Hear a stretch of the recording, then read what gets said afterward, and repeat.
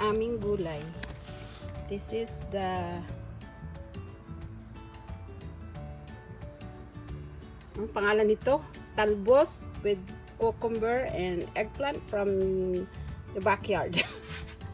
And of course we're gonna have ribs. There you go, together with that delicious yummy that I cooked it. And then we have the green beans. See, I grill all that. Sarap. Ang sarap pala pag grill talaga.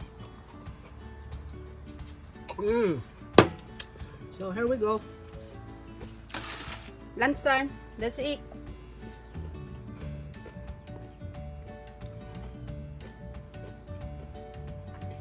Masarap ang ulam with talong, talbos, pipino, mga unatadong. Lami na. Linisin natin to.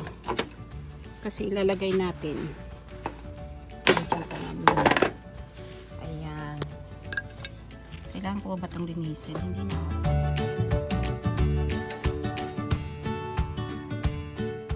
There you go, guys. Ayan na yung niluto natin kanina. This is what we cooked earlier. So that is the sweet potato, talbos, and the eggplant and all that, and all sorts of different kind of things. So thank you so much for watching this video, and always try to keep up with it.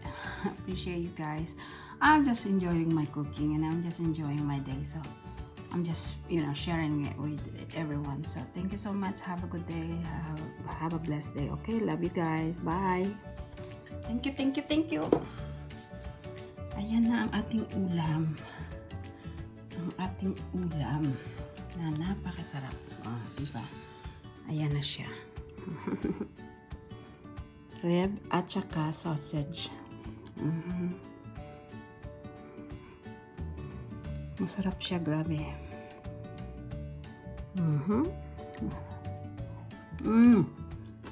Sarap. Sarap na yung sitaw natin. Yan, hinalo ko na yung sitaw. This is gonna be cleaning time. Pero we're done cleaning.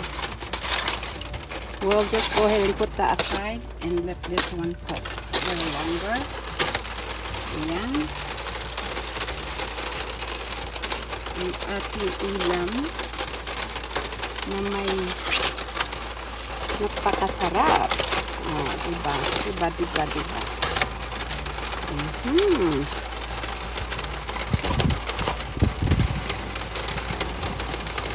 Lalagay natin yung talong mamaya. That's it. That's our delicious food that we have now.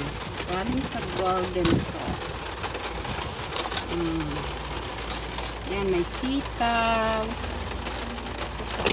Tapos may pipino. Galing din sa garden. Ayan yung pipino. Ilalagay natin mamaya. Ayan. Let it a little bit boil now.